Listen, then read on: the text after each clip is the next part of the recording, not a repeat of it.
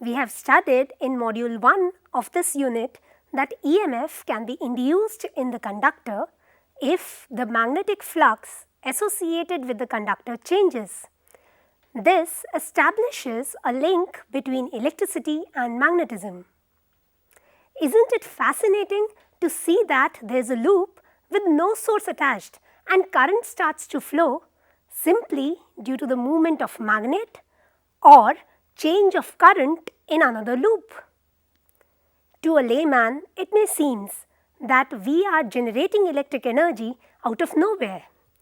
This definitely cannot be true, for it would violate the law of conservation of energy. The question that arises are, where do the electrical energy in induced EMF or current come from? As there is no source, there must be some conversion of energy that takes place. Which energy is getting converted into electrical energy? With a source, current flows from positive terminal to negative terminal. Here, in which direction the current will be induced? How can we determine that direction? In this module, we will try to answer the above questions. To understand where do we get the electrical energy in an electromagnetic induction, let us study Lenz's law. In 1834, German physicist Heinrich Friedrich Lenz deduced a rule known as Lenz's law, which gives the direction of induced EMF in a clear and concise fashion.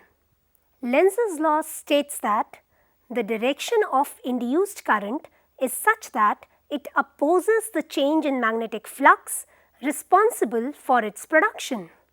That means, if the magnetic flux linked with the coil increases, then EMF will be induced in such a direction so as to decrease the magnetic flux, the very cause of induction of EMF.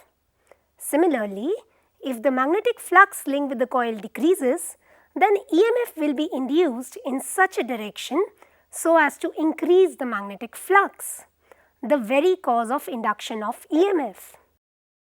So, Lenz's law can also be stated as the EMF induced in a coil will be induced in such a way that it opposes the very cause of its production.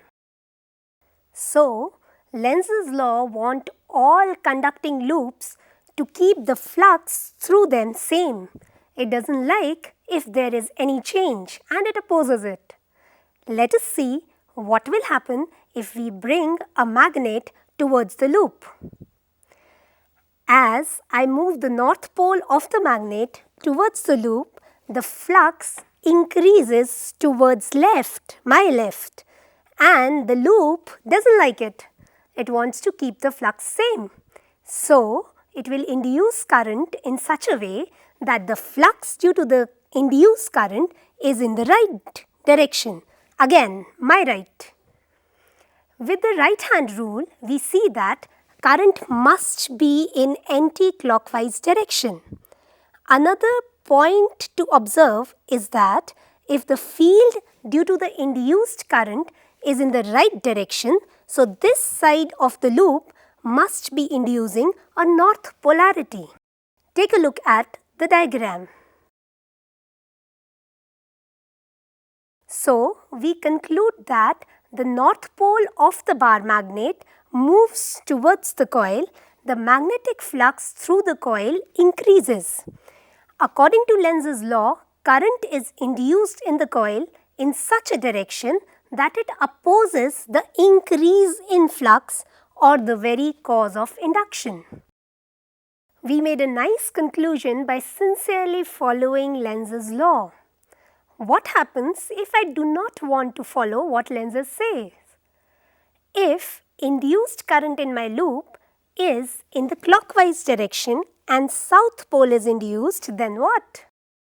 In that case, the south pole due to the induced current will face the approaching north pole of the magnet, and there will be attraction between the two unlike poles, and this will become stronger and stronger as the two poles approach each other. The bar magnet will then be attracted towards the coil at an ever increasing acceleration because the flux due to the approaching north pole increases in the left direction and the south pole induced will also increase it in the same direction, attracting it without expending any energy. A gentle push on the magnet will initiate the process and its velocity and kinetic energy will continuously increase without expending any energy. Can we imagine a situation where the bar magnet is rushing towards the coil with no one doing any work on it? The answer would be a big no, as this violates the law of conservation of energy and hence cannot happen. So, we need to follow Lenz's law sincerely. An approaching north pole will induce a north pole in the loop and there will be repulsion between them. We have to apply a mechanical force against the magnetic repulsion and work done by us appears as the induced electrical energy in the loop, thus following the laws of conservation of energy. Similarly, if a north pole is moved away from the loop as the magnetic flux towards the right decreases, the induced current will be in accordance with the right hand rule and in the clockwise direction and a south pole will be induced. So, the loop will try to oppose the cause, that is the receding flux, and will induce current so as to increase the flux. You can take a look at the picture. Similarly, if a south pole approaches the loop will induce a current in such a way that a south polarity is acquired by it, so that the work has to be done against the repulsion, which appears as the electrical energy. If south pole recedes, then a north pole will be induced by the loop, and in order to take the magnet away, we have to do the work against the attractive force. Let us do an experiment to observe the working of Lenz's law. We have taken two pipes of equal length. One is of aluminium and the other one a PVC pipe. We have two magnets with us which we allow to fall through the two pipes simultaneously. What do we observe?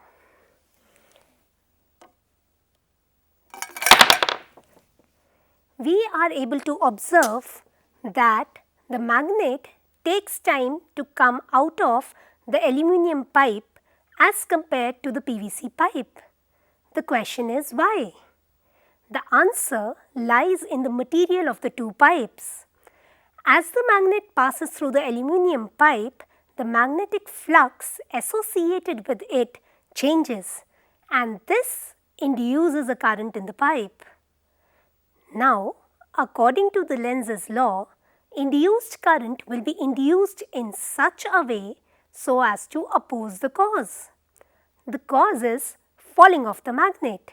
So, current will be induced in such a way that it will try to stop the magnet from falling.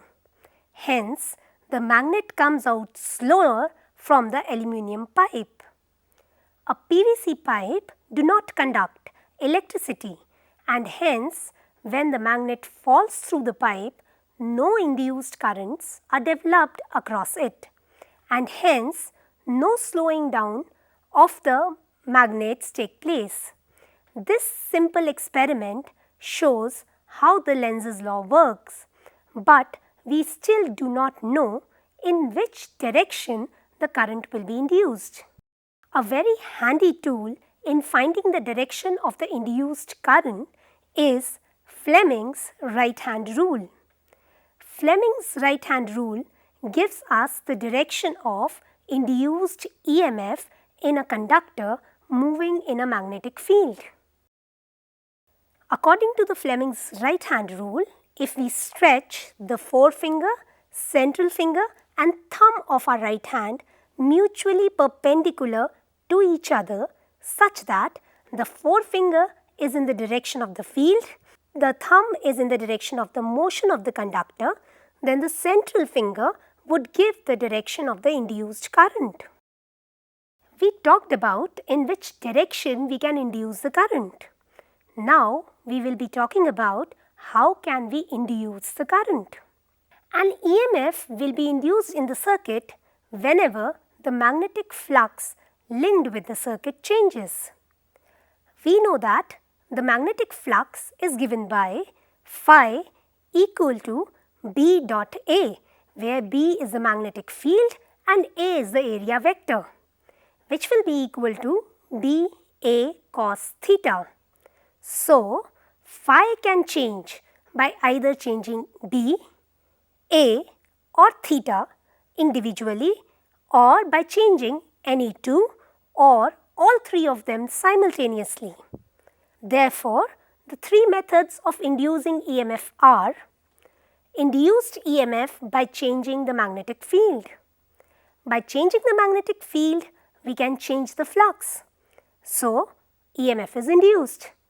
Magnetic field can be changed by relative motion or by changing its magnitude. Induced EMF by changing the orientation of coil and magnetic field. When the coil rotates in the magnetic field, the angle theta changes. The magnetic flux linked with the coil changes and this induces the EMF. This is the basis of AC generator. Induced EMF by changing the area A, that is the motional EMF. If we change the area of the coil, the flux associated with it changes and EMF is induced. To change the area, we can move one wire of the loop through the magnetic field, hence the term motional EMF. Motional EMF arises due to the motion of charges through a magnetic field. Let us see how. In this figure, the conducting rod is moving with a velocity of v in uniform magnetic field B, which is going into the paper. So, the loop area is decreasing or the flux associated with it is decreasing, and according to the Lenz's law, the loop doesn't like it. It wants to keep the flux same. In order to keep the flux same, it will induce a current upon itself such that flux increases in the direction which will be given by the Fleming's right hand rule, that is from PSRQ. So, the direction of the current is in the clockwise direction. It will be interesting to find the direction of the current by direction of flow of charges. Look at the diagram. As the rod is moving, free electrons will be moving in the direction of the rod. The field is perpendicularly inward and the force on the electron is in the direction shown by the thumb. Hence, direction of the current will be in the direction opposite to it, same as shown by the right hand rule.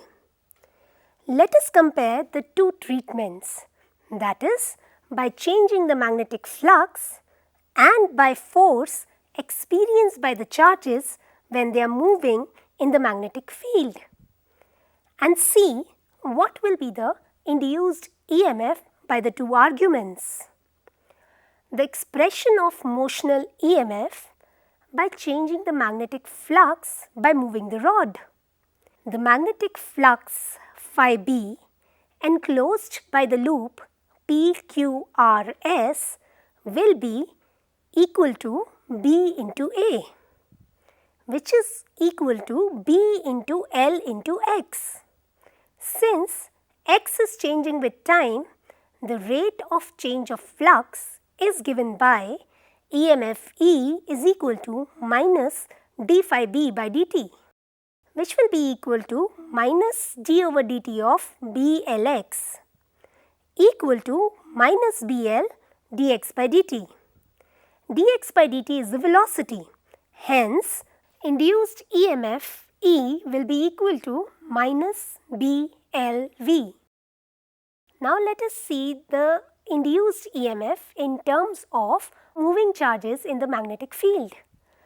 As the rod of length L moved with a velocity of V in uniform magnetic field, each charge within the rod moves with a velocity of V and experiences a force F equal to QVB. Electrons move from Q to P according to the Fleming's left-hand rule. The work done in moving the charge from Q to P is given by work done equal to force into displacement, which will be equal to QVB into L.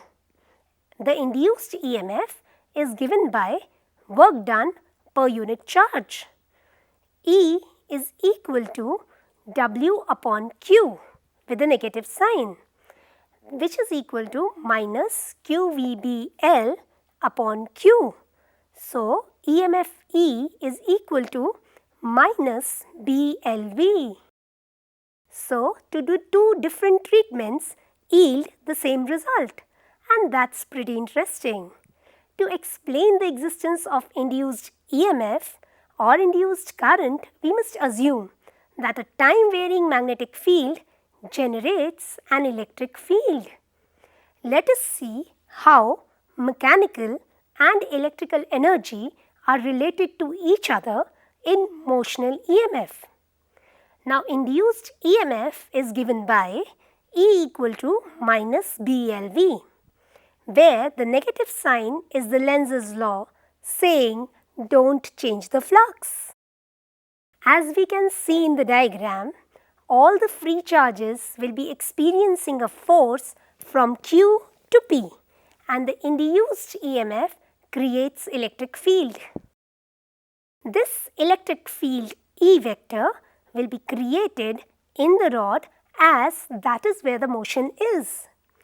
Now, we know that induced EMF is equal to minus E into D, which is equal to minus E into L as charges move in the length L.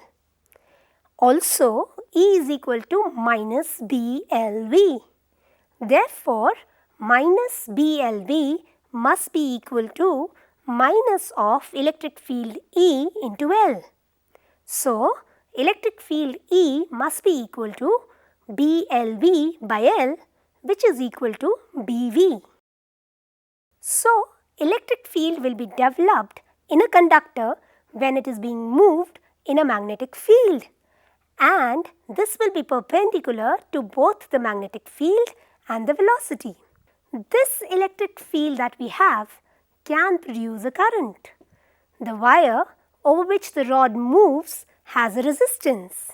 Let us draw this in the diagram.